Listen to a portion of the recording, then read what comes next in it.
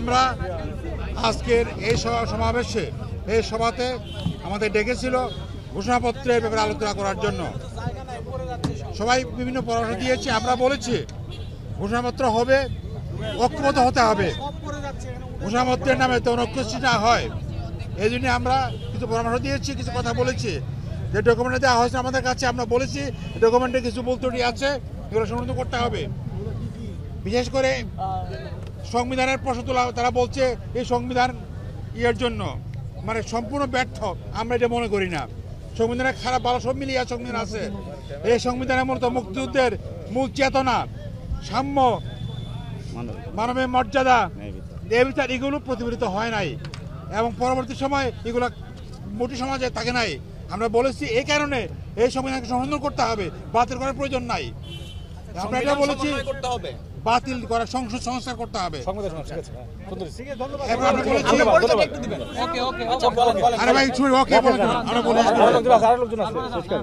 আমরা বলেছি যে এই সংবিধানের এই ঘোষণাপত্রে আলেমুলামাদের ভূমিকা, শাপলা চত্বর বিডিআর হত্যা এই বিষয়ে কোনো আলোচনা আসে নাই।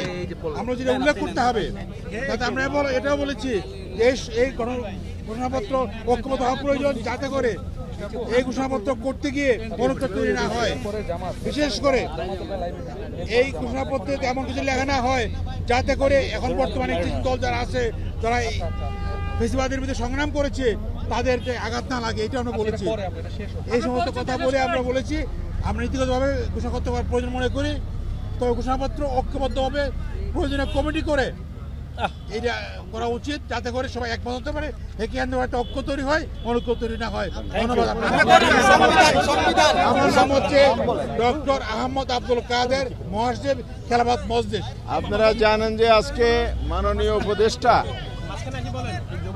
ঘোষণাপত্র বিপ্লব 24 এর ঘোষণা উপলক্ষে একটি সর্বদলীয় রাজনৈতিক দলের সভা আহ্বান করেছিলেন। অন্যান্য দলের সাথে আমন্ত্রিত হয়ে বাংলাদেশ জামায়াত ইসলামীর পক্ষ থেকে আমরা 4 সদস্য বিশিষ্ট টিম এসেছিলাম। সেখানে আমাদের দলের সেক্রেটারি জেনারেল উপস্থিত ছিলেন, অধ্যাপক মিয়া গোলাম পরোয়ার, সাবেক সংসদ সদস্য। তিনি এখন আপনাদের সামনে ব্রিফ করছেন। আসসালামু আলাইকুম ওয়া রাহমাতুল্লাহি ওয়া বারাকাতুহু। সাংবাদিক বন্ধুগণ, আপনারা সবাই জানেন যে জুলাই অভ্যুত্থানের উপরে একটা জুলাই ডিক্লারেশন বা জুলাই ঘোষণাপত্র রচনা করার জন্য বাংলাদেশ সরকারের পক্ষ থেকে রাজনৈতিক দল সমূহকে একটা মত বিনিময়ের জন্য সর্বদলীয় বৈঠক আজকে আহ্বান করা হয়েছিল। বাংলাদেশ জামায়াত ইসলামী পক্ষ থেকে আমরা আজকে এই সর্বদলীয় বৈঠকে যোগদান করেছিলাম। আমরা 4 সদস্যের প্রতিনিধি এখানে অংশ নিয়েছি। আমাদের সঙ্গে উপস্থিত ছিলেন জামায়াত ইসলামীর সহকারী সেক্রেটারি জেনারেল এবং সাবেক সংসদ সদস্য হামিদুর রহমান আজাদ, আরেকজন সহকারী secretary general advocate Moazzem Hossain Helal, আরেকজন সহকারী সেক্রেটারি জেনারেল এহসানুল মাহবুব জুবায়ের। আমরা আজকের এই সর্বদলীয় বৈঠকে আমরা আমাদের মতামত পেশ করেছি। বৈঠকের উদ্দেশ্য ছিল সরকারের পক্ষ থেকে প্রধান উপদেষ্টা ডক্টর প্রফেসর ইউনূস সকলকে স্বাগত জানিয়েছেন এবং এই ঘোষণাপত্রের ঐক্যমত হয়ে জাতীয় ঐক্যের চেতনাকে দৃঢ় রাখার প্রয়োজনে এই ঘোষণাপত্রের ব্যাপারে জাতীয় নেতৃবৃন্দের মতামত আহ্বান করেছিলেন।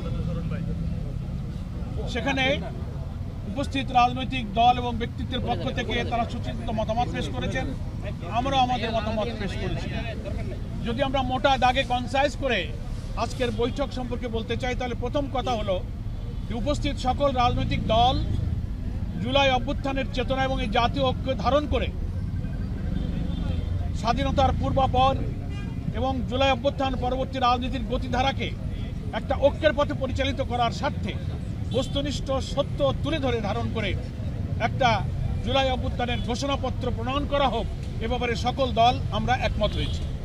এটা হলো প্রথম কথা। দ্বিতীয় হচ্ছে এই ঘোষণাপত্র চূড়ান্ত করার জন্য 2 দিন আগ থেকে সরকারের পক্ষ থেকে তাদের প্রতিনিধিরা রাজনৈতিক দলের কাছে যে ঘোষণাপত্রের খসড়া পেশ করেছিলেন, সেই খসড়াগুলো সবাই সময় মতো পায়নি। যারা পেয়েছেন তারা একেবারে অল্প সময় হাতে করে পেয়েছেন, দলীয় ফোরামে আলোচনা করার সুযোগ পাননি। সেজন্য সুনির্দিষ্টভাবে ঘোষণাপত্রের সেই খসড়ার উপরে একেবারে সাবজেক্ট টু সাবজেক্ট আলোচনা করার পরিবেশ এবং সুযোগ আজকে ছিল না। সংস্কার এবং ঘোষণাপত্র ইত্যাদি বিষয়ে টোটাল কাঠামোগত ব্যাপারে, তার থিমের ব্যাপারে, দর্শনগত ব্যাপারে এর হোমওয়ার্ক কিভাবে হওয়া উচিত, কেন এটার প্রয়োজন হলো, এই সমস্ত সামগ্রিক কিছু আলোচনায় রাজনৈতিক নেতৃবৃন্দ অংশগ্রহণ করেছে। আমরা পরামর্শ দিয়েছি যে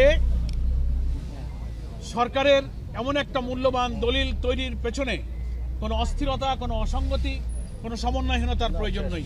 ধীর স্থিরভাবে আমাদের এই ঘোষণাপত্র প্রণয়নের জন্য প্রত্যেকটি রাজনৈতিক দলের সঙ্গে সরকারের এক্সচেঞ্জ অফ ভিউজ হওয়া দরকার, মত বিনিময় হওয়া দরকার।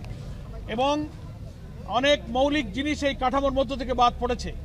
বাংলাদেশে ইসলামী শক্তি একটি বিশাল ইসলামী শক্তি। এই ফ্যাসিবাদ বিরোধী আন্দোলনে তাদের যে অসাধারণ ত্যাগ, বহু মানুষকে শহীদ করা হয়েছে, নিরীহ নিরপরাধ নেতৃবৃন্দকে ফাঁসিতে ঝুলিয়ে হত্যা করা হয়েছে, গুম করা হয়েছে, ক্রস ফায়ারে নেওয়া হয়েছে। এই সত্য ইতিহাসগুলো ঘোষণাপত্রের কাঠামোর মধ্যে স্থান পায়নি। আমরা আয়না ঘরে গুম করা হয়েছে এবং অনেক মৌলিক জিনিস এই ইতিহাস থেকে যেন বাদ না পড়ে যায়, সে ব্যাপারে আমরা সরকারের দৃষ্টিতে আমরা এনেছি অনেক কথা। এবং আমরা বলেছি যে একটা প্রসেস, একটা প্রক্রিয়া এমন হওয়া দরকার যেন রাজনৈতিক দল এবং সকল স্টেক হোল্ডার এখানে মতামত দিতে পারেন। সরকারের পক্ষ থেকে একজন মাননীয় উপদেষ্টা দায়িত্ব নিয়ে এটা বলেছেন যে আপনাদের সকলের কথা আমরা ধৈর্যের সাথে শুনেছি এবং আজকের এই আলোচনাটা একটা প্রাথমিক আলোচনা হলো এবং খবর পাওয়া, ঘোষণাপত্রের কপি পাওয়া, মিটিংয়ে উপস্থিত হওয়া ইত্যাদি বিষয়ে যে কিছু অসংলগ্নতা এবং কিছু যে ব্যতিক্রম, কিছু ভুল ত্রুটি, কিছু গ্যাপ হয়েছে, এটাও ওখানে অনেকেই তুলে ধরেছেন। সরকারের পক্ষ থেকে মাননীয় একজন উপদেষ্টা এটা স্বীকার করেছেন যে সময়ের সীমাবদ্ধতার কারণে, আমাদের অনেকটা তাড়াহুড়োর কারণে আমাদের কিছু গ্যাপ হয়েছে। তো আজকে এই বৈঠকটা প্রাথমিক বৈঠক। আজকে আপনারা যে মূল্যবান মতামত দিলেন, এটাকে কনসাইজ করে আমরা আবার আপনাদের সেকেন্ড ফেজে আপনাদের সঙ্গে মত বিনিময়ের জন্য আপনাদেরকে আমরা আহ্বান করব। তখন সকলের মতামতের ভিত্তিতে জাতীয় ঐক্য যেন বিনষ্ট না হয়, এত রক্তের বিনিময় অর্জিত আমাদের এই নতুন বাংলাদেশ, এই নতুন স্বাধীনতার যে রাজনৈতিক চেতনা, যে ঐক্য, এটা যেন আমরা ধরে রাখতে পারি, ঘোষণাপত্রটা তার মধ্যে যেন প্রতিফলন ঘটে। এইভাবেই দ্বিতীয় ফেজে আবার সরকারের পক্ষ থেকে রাজনৈতিক দলগুলোর সঙ্গে মত বিনিময় করা হবে এবং ঘোষণাপত্র একটা প্রস্তুত করা হবে ইনশাআল্লাহ। এবং আমরা আশা করি সেই আহ্বান পেলে জামাত ইসলামী অন্তর্বর্তীকালীন এই সরকারকে নতুন বাংলাদেশ নির্মাণে যেভাবে সহযোগিতা করে যাচ্ছে, এমন আহ্বান পেলে জামাত ইসলামী সরকারের এই কাজেও সহযোগিতা করতে প্রস্তুত আছে। ধন্যবাদ। ধন্যবাদ। মিয়া গোলামপাড়ার সেক্রেটারি জেনারেল বাংলাদেশ জামাত ইসলামী আন্দোলন বাংলাদেশের সিনিয়র যুগ্ম মহাসচিব জনাব মাওলানা গাজী আতাউর রহমান এবং আছেন যুগ্ম মহাসচিব জনাব ইঞ্জিনিয়ার আশরাফুল আলম। এখন আপনাদের সামনে ব্রিফ করছেন জনাব মাওলানা গাজী আতাউর রহমান, সিনিয়র যুগ্ম মহাসচিব ইসলামী আন্দোলন বাংলাদেশ। আসসালামু আলাইকুম ওয়া রাহমাতুল্লাহ। প্রিয় সাংবাদিক বন্ধুগণ, আপনাদের মাধ্যমে ইসলামী আন্দোলন বাংলাদেশের শুভেচ্ছা জানাচ্ছি এবং গোটা দেশবাসীকে আজকে চরমনায় পীর সাহেব হুজুরের সালাম জানাচ্ছি। আজকে প্রধান উপদেষ্টা এবং উপদেষ্টা মণ্ডলীর সঙ্গে রাজনৈতিক দলের নেতৃবৃন্দের একটি চমৎকার মতবিনিময় হয়েছে। আজকে এখানে আমরা যারা ফেসিবাদ বিরোধী আন্দোলনে যেসব রাজনৈতিক দলগুলো রাজপথে ভূমিকা রেখেছে তারা ছিল এবং ছাত্রদের প্রতিনিধি ছিল, সবাইকে নিয়ে আজকে প্রধান উপদেষ্টা তিনি চমৎকারভাবে একটি বিষয় উপস্থাপন করেছেন। অনেক নেতৃবৃন্দ বলেছেন, আমি সেদিকে যেতে চাই না। আমি ব্যক্তিগতভাবে একটি প্রশ্ন রেখেছিলাম যে প্রধান উপদেষ্টা তার উদ্বোধনী বক্তব্যে বলেছিলেন যে ছাত্রদের পক্ষ থেকে 31শে ডিসেম্বর ঘোষণাপত্র ডিক্লারের জন্য একটি প্রোগ্রাম করা হয়েছিল, আমাকে আমন্ত্রণ জানানো হয়েছিল। আমি বলেছি যে না, আমিও যাব না, তোমরা এই ঘোষণাপত্র ডিক্লার করতে পারবে না। কারণ হলো এটা করতে হলে সকল রাজনৈতিক দলের ঐক্যমত্য লাগবে, জাতীয় ঐক্য লাগবে। এখন আমি এই বিষয়টা আমাদের কাছে একটি বড় প্রশ্ন যে ছাত্ররা কেন এই যে জুলাই বিপ্লব এবং 5 আগস্টের অভ্যুত্থান এটার একটা ঘোষণাপত্র ডিক্লেয়ার করার জন্য ছাত্রদেরকে কেন আলটিমেটাম দিতে হবে, কেন এই জন্য রাজপথে আন্দোলন করতে হবে। আমি মহামান্য প্রধান উপদেষ্টা এবং উপদেষ্টা মণ্ডলীর কাছে প্রশ্ন রেখেছিলাম, তাহলে কি এই উপদেষ্টা পরিষদ যারা জুলাই বিপ্লবে আত্মত্যাগ করেছে, যারা ঝুঁকি নিয়ে সেখানে আন্দোলনে নেতৃত্ব দিয়েছে, তাদের চেতনা কি তারা ধারণ করেন না? কেন এই দাবি আদায়ের জন্য তাদেরকে আলটিমেটাম দিতে হবে? তারপরে আপনাদের উপলব্ধি হবে যে এই ঘোষণাপত্রের জন্য রাজনৈতিক ঐক্য দরকার, রাজনৈতিক দলগুলোর সাথে কথা বলা দরকার। এই বিষয়টা আমি একটি প্রশ্ন রেখেছিলাম।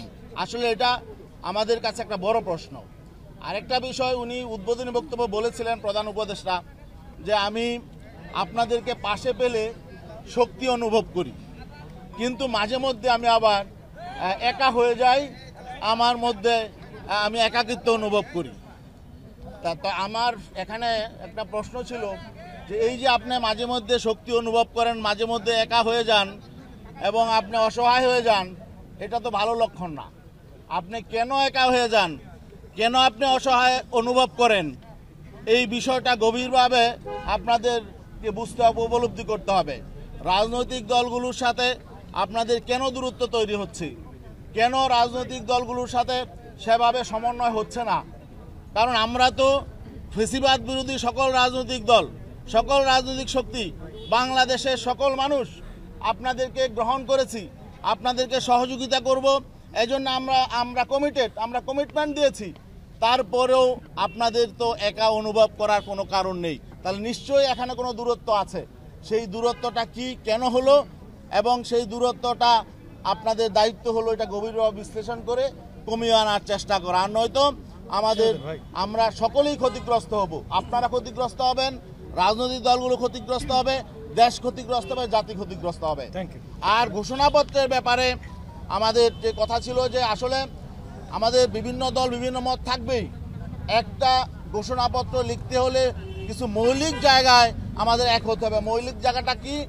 যেই আকাঙ্ক্ষা নিয়ে, যেই লক্ষ্য নিয়ে জুলাই বিপ্লবে এদেশের ছাত্র তরুণ সমাজ জীবন দিয়েছে, সেই আকাঙ্ক্ষার যথাযথ প্রতিফলন যদি থাকে, সেই মৌলিক বিষয়ে আমাদেরকে এক হতে হবে। তাছাড়া এখানে বিভিন্ন প্রসঙ্গ নিয়ে আসলে এখানে বিভিন্ন দলের বিভিন্ন মত থাকতেই পারে, বিভিন্ন শ্রেণী গোষ্ঠীর বিভিন্ন মত থাকতে পারে।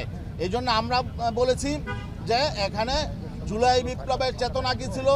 একটি বৈষম্যহীন একটি বাংলাদেশ, যেখানে সকল নাগরিক তাদের অধিকার ফিরে পাবে, সুশাসন প্রতিষ্ঠা হবে, দুর্নীতিমুক্ত এবং পেশি শক্তিমুক্ত একটি সমাজ প্রতিষ্ঠা হবে, একটি সুষ্ঠু নির্বাচন হবে, টেকসই নির্বাচন হবে, এবং আগামীতে যাতে বিগত দিনের রাজনীতি ফিরে না আসে, সেই বিগত দিনের যে প্রতিহিংসার রাজনীতি, জিজ্ঞাসার রাজনীতি, দুর্বৃত্তায়ন, দুর্নীতি, এগুলো যাতে আগামীতে ফিরে না আসে। আমার নাম গাজী আতাউর রহমান, আমি ইসলামী আন্দোলন বাংলাদেশের সিনিয়র যুগ্ম মহাসচিব এবং আন্দোলনের মুখপাত্র। ধন্যবাদ, আপনাদের সবাইকে ধন্যবাদ।